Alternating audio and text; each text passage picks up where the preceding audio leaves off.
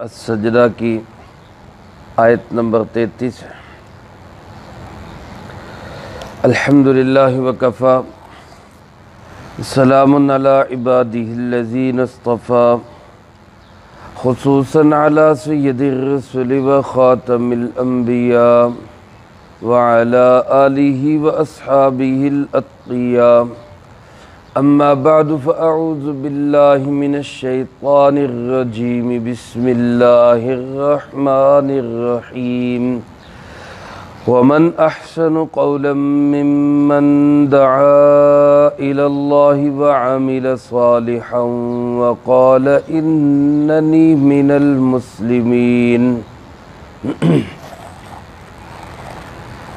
ومن احسن قولا، اور اس سے زیادہ خوبصورت بات کس کی ہو سکتی ہے، ممن دعا الی اللہ، وہ شخص کہ جو دعوت دے اللہ کی طرف، وعمل صالحا، اور خود بھی اچھے نیک عمل کرے، وقال اننی من المسلمین، اور یوں کہے کہ بے شک میں مسلمانوں میں سے ہوں۔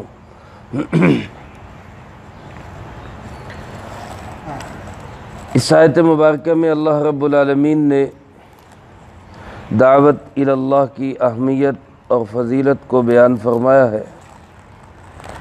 اس سے پہلی آیات مبارکہ میں اس بات کی وضاحت کی گئی کہ جو شخص اللہ کو رب مانے اور پھر اس پہ ڈٹا رہے، استقامت اختیار کرے، اللہ کے ہاں سے اس کو کیا مقام ملتا ہے کہ فرشتے اس پہ اترتے ہیں، اس کو خوشخبریاں دیتے ہیں، حوصلے اور تسلیاں دیتے ہیں۔ اس کے بعد اس آیت مبارکہ کو لا کر اس بات کی طرف اشارہ کر دیا گیا کہ یہ شخص صرف خود ہی عمل نہیں کرتا بلکہ دوسروں کو بھی دعوت دیتا ہے۔ ایک یہ ہے کہ انسان خود عمل کرے، خود اچھا ہو، خود نیکی کی طرف چلے۔ ایک یہ ہے کہ انسان دوسروں کو بھی نیکی کی دعوت دے۔ میرے محترم دوستو، یہ انبیاء علیہ السلام کا شیوا ہے، خود بھی نیکی پہ چلنا، دوسروں کو بھی نیکی کی دعوت دینا، خود بھی برائی سے بچنا، دوسروں کو بھی برائی سے بچنے کی تلقین کرنا۔ چونکہ ہم آخری نبی کے آخری امتی ہیں اور عالمی نبی کے عالمی امتی ہیں، اس لحاظ سے ہماری دوہری ذمہ داری ہے۔ ایک یہ ہے کہ ہم خود نیکی کی راہ پہ چلیں، خود برائیوں سے بچے، اور دوسرا آپ علیہ السلام کی ختم نبوت کے صدقے میں ہماری یہ ذمہ داری بھی ہے کہ ہم دوسروں کو بھی نیکی کی دعوت دیں اور دوسروں کو بھی برائی سے بچنے کی تلقین کریں۔ چنانچہ اسی کی اہمیت بیان کرتے ہوئے اللہ پاک ارشاد فرماتے، من احسن قولا، اس سے بھلی بات کس کی ہو سکتی ہے، سب سے زیادہ خوبصورت بات، سب سے زیادہ بھلی اور اچھی بات اسی شخص کی ہوگی، ممن دعا الی اللہ، جو اللہ کی طرف دعوت دے، جو اللہ کی طرف بلائے۔ اس سے زیادہ احسن، اس سے زیادہ خوبصورت، اس سے زیادہ بھلی بات، اس سے زیادہ اچھا عمل کوئی ہو نہیں سکتا۔ امام ابو بکر جساس رحمۃ اللہ علیہ فرماتے کہ اسی لفظ سے پتہ چلتا ہے کہ اللہ کی طرف دعوت دینا یہ فرض ہے۔ اگر کوئی دعوت دینے والا نہ ہو تو فرض عین ہے، اگر چند لوگ دعوت الی اللہ کا کام کریں تو یہ فرض کفایہ ہے، لیکن بہرحال یہ فرض ہے، اس لیے کہ اللہ پاک نے اس کو سب سے افضل کام ارشاد فرمایا، اور یہ ہو نہیں سکتا کہ کوئی کام فرض نہ ہو لیکن وہ فرض سے زیادہ افضل ہو جائے۔ کیونکہ سب سے زیادہ افضل کام شریعت کے اندر وہی ہوتا ہے جو فرض ہو۔ نفل کی اہمیت دوسرے درجے میں ہوتی ہے، فرائض سے کم ہوتی ہے۔ فرائض کی اہمیت اور فضیلت سب سے زیادہ ہوتی۔ تو جب اللہ پاک نے اس کو فرمایا کہ یہ سب سے بہتر ہے، تو اس کا مطلب یہ ہے کہ یہ فرض بھی ہے، تبھی یہ سب سے بہتر ہے۔ اس لیے میرے محترم دوستو، اللہ کی طرف دعوت دینا یہ ہم سب کی ذمہ داری ہے، ہم سب کا فریضہ ہے۔ اور اللہ کی طرف دعوت کیا ہے؟ علماء فرماتے ہیں کہ خیر کے ہر کام کی، بھلائی کے ہر کام کی دعوت جو ہے یہ اللہ کی طرف دعوت ہے۔ اگر ایک انسان وہ نماز کی طرف دعوت دیتا ہے تو یہ بھی اللہ کی طرف دعوت ہے۔ اگر ایک انسان روزے کی دعوت دیتا ہے یہ بھی اللہ کی طرف دعوت ہے۔ کسی پہ حج فرض ہے، کوئی اس کو حج کی دعوت دیتا ہے، یہ بھی اللہ کی طرف دعوت ہے۔ کوئی انسان جھوٹ بولتا ہے اور دوسرا اس کو جھوٹ چھوڑ کے سچ کی طرف بلاتا ہے، یہ بھی اللہ کی طرف دعوت ہے۔ خدا نخواستہ کوئی انسان حرام کاموں میں مبتلا ہے، کوئی انسان اس کو حرام چھوڑ کے حلال کی طرف بلاتا ہے، یہ بھی اللہ کی طرف دعوت ہے۔ گویا کہ اللہ کی طرف بلانے کا راستہ، ہر بھلائی کی طرف بلانا، یہ اللہ کی طرف ہی بلانا ہے۔ اس لیے اگر میں اور آپ لوگوں کو مسجد کی طرف ترغیب دیتے ہیں، درس قرآن میں شامل ہونے کی دعوت دیتے ہیں، یا تبلیغی جماعت میں جا کر اللہ کے راستے میں اپنا دین سیکھنے کی دعوت دیتے ہیں، یہ سب دعوت الی اللہ کے کام ہے اور یہ سب ہماری ذمہ داری ہے۔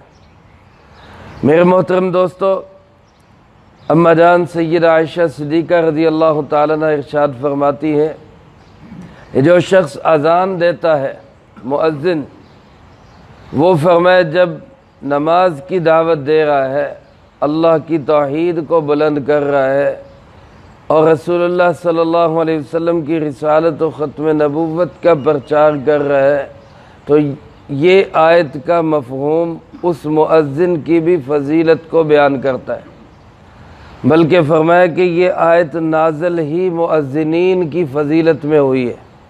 اللہ پاک نے ان کے متعلق فرمایا کہ ان سے بہتر بات کس کی ہو سکتی ہے کہ یہ اللہ کی طرف دعوت دے رہے ہیں۔ اور ایک جگہ ارشاد فرمایا کہ مؤذن کا اذان دینا اور پھر نماز کے انتظار میں بیٹھنا یہ شہید کے خون سے زیادہ بہتر ہے۔ شہادت والے کو جتنا مرتبہ مقام ملتا ہے، اللہ پاک اس سے بڑھ کے مرتبہ مقام اس کو دیتے ہیں جو لوگوں کو نماز کی طرف بلا کر اذان دے کر پھر نماز کا انتظار کرتا ہے۔ کتنی بڑی فضیلت اور اہمیت ہے۔ حضرت عبداللہ ابن مسعود رضی اللہ تعالیٰ عنہ فرماتے، اگر میں کسی مسجد کا مؤذن ہوتا، اگر مجھے کسی مسجد میں اذان دینے کی خدمت مل جاتی تو پھر مجھے اللہ کے راستے میں جہاد کرنے کی بھی پرواہ نہ ہوتی۔ میں سمجھتا کہ یہ سب سے بڑی خدمت۔ اور حضرت سیدنا عمر فاروق رضی اللہ تعالیٰ عنہ ارشاد فرماتے، اگر مجھے کسی مسجد کے اندر اذان دینے کی خدمت مل جاتی تو مجھے رات کی تہجد کی نماز اور دن کے روزے کی بھی کوئی پرواہ نہ ہوتی۔ یعنی فرائض کے بعد سب سے زیادہ میں اہمیت اس کو دیتا کہ مجھے اللہ نے کسی مسجد میں اذان دینے کی ذمہ داری دے دی۔ میرے محترم دوستو، یہ اذان دینا کوئی معمولی چیز نہیں ہے، بہت بڑی اللہ کی طرف دعوت دینے والی بات ہے اور بہت بڑا خیر کا عمل ہے۔ روایات میں آتا ہے رسول اللہ صلی اللہ علیہ وسلم نے ارشاد فرمایا، ان اطول اعناق یوم القیامت المؤذنون، قیامت کے دن سب سے زیادہ جن کی گردنیں فخر سے بلند ہوں گی، جب انسان کو کسی کام پہ ناز اور فخر ہوتا ہے تو اس کی گردن اونچی ہو جاتی ہے کہ یہ کام میں نے کیا ہے، فرمایا قیامت کے دن جن کی گردنیں ناز سے اونچی ہوں گی یہ وہ لوگ ہوں گے جو اللہ کی رضا کے لیے دنیا میں اذان دیتے رہے ہوں گے۔ اور فرمایا جب کوئی مؤذن اذان دیتا ہے تو جہاں جہاں تک اس کی آواز جاتی ہے، جو مٹی کا ڈلا، جو اینٹ، جو پتھر، جو کوئی شجر اس کی اذان کی آواز کو سنتا ہے، وہ قیامت کے دن اس کے ایماندار ہونے کی گواہی دے گا۔ سبحان اللہ کہہ دے، کتنی بڑی فضیلت ہے۔ اور میرے محترم دوستو، ایک موقع پہ رسول اللہ صلی اللہ علیہ وسلم نے 3 دفعہ یہ دعا دی، اللہم اغفر للمؤذنین، اللہ میری امت کے اذان دینے والوں کی بخشش فرما دے، اللہ میری امت میں اذان دینے والوں کی بخشش فرما دے، اللہ میری امت میں اذان دینے والوں کی بخشش فرما دے۔ 3 دفعہ آپ نے یہ دعا دی، اور ایک دفعہ یہ فرمایا اللہم ارشد الائمہ، اللہ میری امت کے اماموں کو رشد و ہدایت کا مرکز بنا دے، میری امت کے اماموں کو رشد و ہدایت کا مرکز بنا دے۔ تو مؤذنین کے لیے رسول اللہ صلی اللہ علیہ وسلم کی دعائیں ہیں، مؤذنین کے لیے رسول اللہ صلی اللہ علیہ وسلم کی بشارتیں ہیں، فضیلتیں ہیں، اور سب سے بڑھ کر قرآن کریم کی یہ آیت بقول اما جان سیدہ عائشہ صدیقہ رضی اللہ تعالیٰ عنہ نازل ہی مؤذنین کے بارے میں ہوئی۔ اللہ ہم سب کو اذان کا شوق نصیب فرمائے۔ روایات میں آتا ہے کہ ایک وقت آئے گا کہ لوگ اذان کو ہلکا سمجھیں گے اور بڑے لوگ اذان دینے کو عیب سمجھیں گے کہ ہم اذان دیں۔ جیسے وہ کہتے ہیں نا، مولوی صاحب کسی دن لیٹ ہو گئے، ایک نمازی مسجد میں بیٹھے تھے، انہوں نے ان سے کہا کہ آپ اذان پڑھ دیں، میں نے ابھی وضو کرنا ہے یا میں لیٹ ہوں، آپ اذان پڑھ دیں۔ وہ کہنا جی مینوں شرم آندی ہے اذان پڑھنے سے، کیا کہتا ہے جی مجھے شرم آتی ہے۔ تو مولوی صاحب کہنے لگے میں ہی بے شرم ہے جڑا اتنے سالہ نہیں اذانہ دین دے۔ تو یعنی یہ بے شرمی کا کام نہیں، یہ بہت بڑی فضیلت کا کام ہے، بہت بڑی اہمیت کا کام ہے۔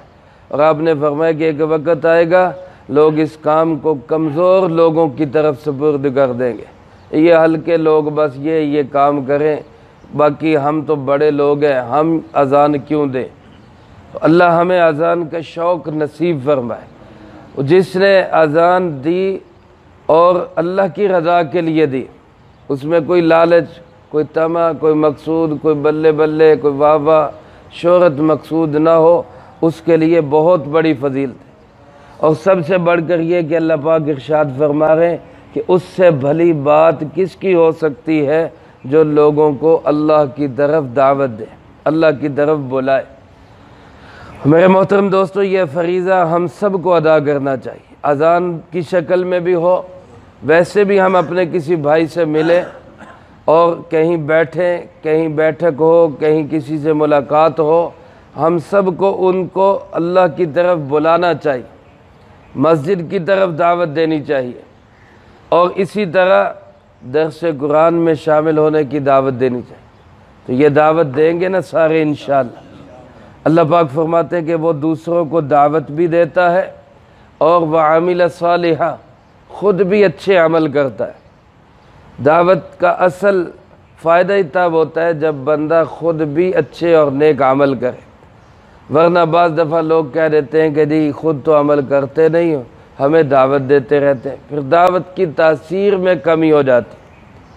لیکن یہ بات یاد رکھیں، اگر بندہ خود عمل نہ بھی کر رہا ہو تو دعوت بہرحال اس کو بھی دینی چاہیے۔ دعوت دینا الگ فریضہ ہے، خود عمل کرنا الگ فریضہ ہے۔ ہمارے بعض دفعہ لوگ یہ بنا لیتے ہیں جی جدوں اپنا عمل نہیں ہے تو پھر دوجے نوں بھی نہیں کہنا چاہیے، یہ غلط ہے۔ یہ اس کا مطلب ہے کہ ایک فرض ادا نہیں ہوگا تو دوسرا فرض بھی چھوڑ دیں، حالانکہ دعوت دینا الگ مستقل عمل ہے، یہ مستقل فرض ہے، اور خود عمل کرنا یہ الگ فرض ہے۔ اگر اپنا عمل کسی کام پہ نہیں بھی ہوگا تب بھی دوسروں کو دعوت دینی چاہیے۔ بلکہ حضرت حکیم الامت مولانا اشرف علی تھانوی رحمۃ اللہ علیہ کے متعلق ہم نے اپنے بڑوں سے سنا ہے، حضرت فرمایا کرتے تھے کہ میں جب کسی کام میں خود کے اندر سستی محسوس کرتا ہوں تو میں اس کام کی دوسروں کو دعوت دیتا ہوں، پھر اس کی برکت سے اللہ مجھے بھی عمل کرنے والا بنا دیتا۔ مثلا میرے اندر تہجد میں کوئی کمی آ گئی تو میں دوسروں کو تہجد کی دعوت دیتا ہوں، پھر اس کی برکت سے میں خود بھی تہجد پہ عمل کرنے والا بن جاتا۔ تو اس لیے دعوت بھی دینی چاہیے، خود نیک عمل بھی کرنا چاہیے۔ یہ الگ الگ دونوں چیزیں ہیں، ایک کو دوسرے کے ساتھ نتھی کر کے ایک غلط عمل ہو رہا ہے تو دوسرا بھی غلط عمل نہ کرے، دعوت بھی دے، خود بھی نیک عمل کریں۔ اور تیسری بات فرمایا وقال اننی من المسلمین، اور پھر یہ بھی وہ کہتا ہے، جو شخص بھلی بات کرنے والا ہے وہ یہ بھی کہتا ہے کہ میں بھی مسلمانوں میں سے ہوں۔ اس جملے کا کیا مطلب؟ ایک مفہوم تو بعض علماء نے یہ لکھا ہے کہ اپنے عقیدے کا برملا اظہار کرتا ہے، ڈرتا نہیں ہے، چھپاتا نہیں ہے، یہ نہیں کہتا کہ جی بس ہلکا سا پھسپھسا سا کہہ دو، کوئی یہ نہ کہے کہ جناب یہ کیا کر رہے، بلکہ برملا کہتا ہے کہ ہاں ہاں میں مسلمان ہوں۔ اس پہ گویا کہ شکریہ کے ساتھ فخر کرتا ہے کہ الحمدللہ میں مسلمان ہوں، اپنے مسلمان ہونے کا اظہار کرتا ہے۔ اور بعض حضرات نے فرمایا کہ اس کا مفہوم یوں ہے کہ اپنے آپ کو کوئی بڑا نہیں سمجھتا، بلکہ یوں ہی کہتا ہوں جیسے بہت سارے مسلمان ہیں، میں بھی ان میں سے ایک مسلمان ہوں۔ اپنی کوئی اہمیت نہیں چاہتا، اپنی کوئی فضیلت نہیں چاہتا، اپنا کوئی بڑا مقام نہیں چاہتا، بلکہ دعوت دینے کے ساتھ ساتھ اعمال صالحہ کرنے کے ساتھ ساتھ اس کے اندر عاجزی اتنی ہے کہ اپنے آپ کو بھی عام مسلمانوں کے اندر شامل کرتا ہے۔ ورنہ بعض اوقات ہوتا ایسا ہے کہ جس سے دین کی کوئی خدمت لی جائے تو وہ کہتا ہے جی اب مجھے جو ہے وہ مقام بھی دیا جائے، مجھے مرتبہ بھی دیا جائے، مجھے سلام بھی کیے جائے، اور مجھے جو ہے وہ اہمیت بھی دی جائے۔ تو اللہ پاک فرماتے ہیں کہ اس سے دعوت کا گویا اثر کم ہو جائے گا۔ داعی وہ ہوگا جو اللہ کی طرف بلائے صرف اللہ کی رضا کے لیے، مرتبہ نہ چاہے، مقام نہ چاہے، بلکہ یوں ہی سمجھے جیسے باقی مسلمان ہیں، میں بھی ان مسلمانوں میں سے ایک مسلمان ہوں۔ تو یہ بہت بڑی اہمیت والی آیت مبارکہ ہے۔ دعوت اللہ کے حق میں ہمیں دین کی طرف بلانے کی ہر محنت کا حصہ دار بننا چاہیے۔ اللہ مجھے آپ کو سب کو اس کی توفیق نصیب فرمائے، جو کہا سنا اس کو زندگی میں لا کے دوسروں تک پہنچانے کی توفیق عطا فرمائے۔ اللہم انت السلام ومنک السلام، تبارکت ربنا وتعالیت یا ذا الجلال والاکرام۔ اللہم اعنا علی ذکرک وشکرک وحسن عبادتک۔ اللہم احسن عاقبتنا فی الامور کلہا واجرنا من خزی الدنیا وعذاب الآخرہ۔ اللہم باقیتا کباقیت الولید۔ اللہم استر عوراتنا وآمن روعاتنا۔ اللہم انا نجعلک فی نحورہم ونعوذ بک من شرورہم۔ اللہم اکفنا بحلالک عن حرامک واغننا بفضلک عمن سواک۔ اللہم اکفنا کل مہم من حیث شئت ومن این شئت۔ رب اغفر وارحم وانت خیر الراحمین۔ رب ارحمہما کما ربیانی صغیرا۔ ربنا هب لنا من ازواجنا وذریاتنا قرۃ اعین واجعلنا للمتقین اماما۔ اللہم ربنا تقبل منا انک انت السمیع العلیم وتب